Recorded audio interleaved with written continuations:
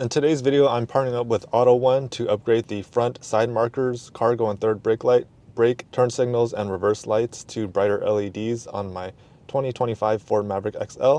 This procedure should be the same for 2022 models and higher. I'm going to unbox the bulbs, show you how to install them, provide before and after footage, and review the bulbs. I'll be breaking it up into 3 separate videos so that it's more digestible. This video is going to be specifically for the tail lights and reverse lights on the Maverick. For the brake and turn signals, the Maverick ones are WT21-7W in white, and you need 4 of them. I'll be using the 3157 LEDs in white, and they appear to work for the WT21-7W by cutting off the tabs on the sides. And for the turn signals, if I notice any hyperflashing, meaning that the lights start to blink because there's not enough resistance in the bulb and the dash starts blinking a lot. They also sell these resistors. It comes in a pair of 2 and it has 4 T-taps. And then for the reverse light, it's a WT21W in white and you need 2 of them. I'm going to use the 3157 LEDs in white. They appear to work for the WT21W by cutting off the tabs on the sides. There's 2 bolts here. This is a 8mm. We'll turn it counterclockwise to loosen. Same thing down here. We'll pull this outwards. Looking at the tail light, we can see 2 prongs right here. That's where I had to pull outwards. And then this is the plug.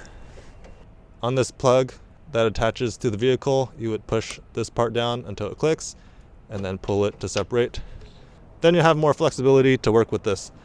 You'll take one side of the plug, turn it counterclockwise and pull it out to expose the lamp, and then you can wiggle it out. This is what the old lamp looks like and this is what the new one looks like. Because these WT21-7W bulbs are proprietary to Ford, you can't really use 3157s without some modification. These 3157s had these plastic ends on them. I filed them off so that they look like this. Now I'm able to feed them into these plugs. Push them in. They slide right in. Let's take a look at the wiring. When I put the LED bulbs in, the actual tail light was blinking fine, but on the dash I was getting the hyperflash, meaning the turn signal was flashing very fast. That meant that I either needed to install this resistor or go in ForScan and disable that function. Let me show you what I did here. On the right side, there's this plug, and I'll show the wiring diagram on the screen.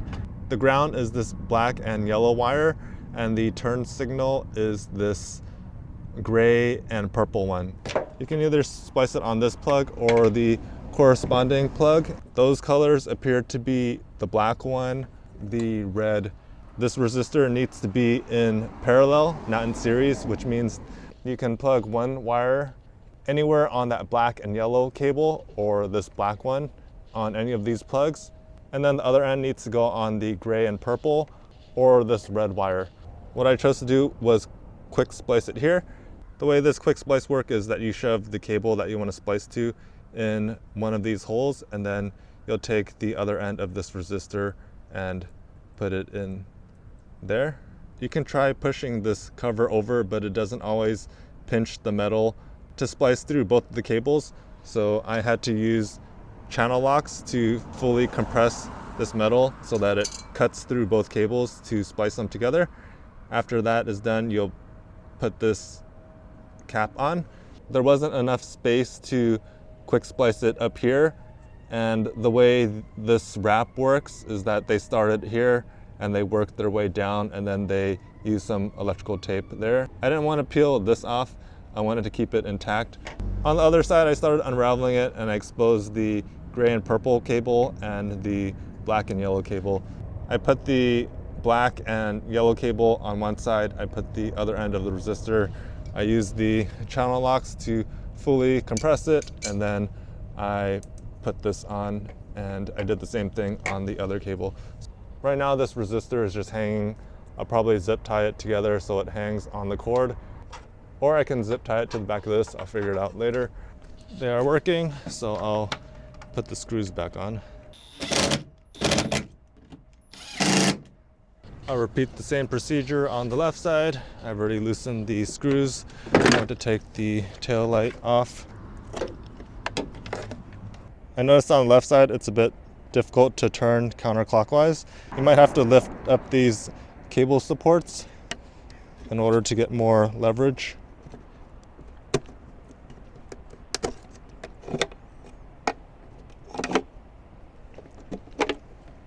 And then I'm going to swap out all of the bulbs.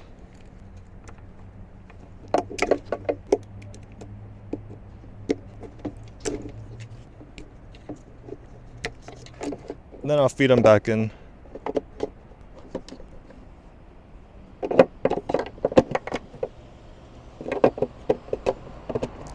And then clip these supports back on.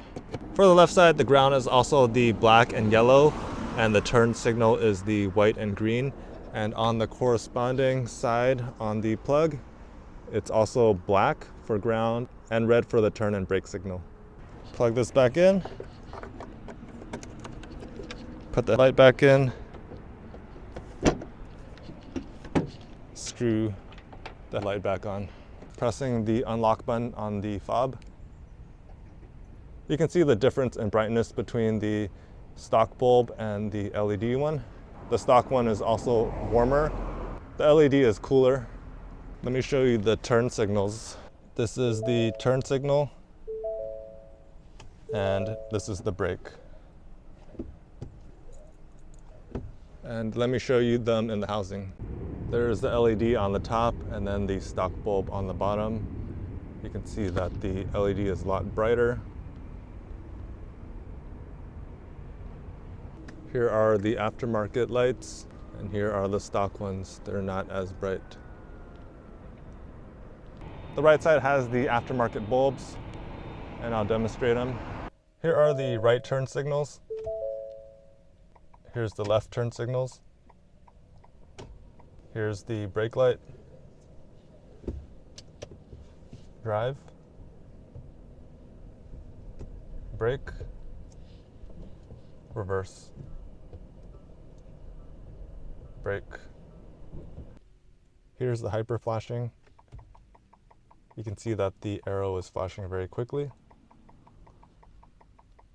And then with the resistors, it's a lot slower. Moving on to the review of the 3157 reverse and brake/turn LED bulbs. What I like most about it is just how bright they are. They're significantly brighter than the stock bulbs, and they're also cooler in temperature, so they're more visible from a distance. The installation was not very difficult. You just removed the tail light and put the bulbs in with some modifications. When the bulbs are already modified, the procedure takes about 10 minutes to do, and the performance gained is a lot. Because the bulbs are brighter, I would say that it's a lot safer. The only things that I didn't like about this installation was that Ford's bulbs are proprietary. I think you can buy them from other manufacturers, but with AutoOne, I had to modify the 3157s by shaving off the tabs on the sides. That's just an extra step. And then the bulbs also did not remove the hyperflash. When I installed them originally, the actual blinking is normal. It wasn't fast, but on the dash, it was blinking very fast. I installed the resistors and they did help, but that's just another thing that you have to purchase, and it's something that you can set in ForScan. I'll link a procedure to that in the description section below in case you want to do that instead of buying the resistors. But the resistors do work. I was able to install it in parallel to get rid of the hyperflash, but then again, you're using quick splices, which aren't the best. If it's not making contact with one of the wires, it does not work. If you guys are interested in LED reverse lights or brake/turn signals for your Ford Maverick, I would highly suggest that you upgrade them. You can check out the AutoOne bulbs, and a link for those are in the description section below. Thank you guys for watching this video. I hope it was helpful in explaining how to install the bulbs. Please like this video if you found it helpful. Feel free to leave questions or comments in the comment section below. And if you want to see more videos like this, please subscribe to my channel. Thank you guys for watching, and take care.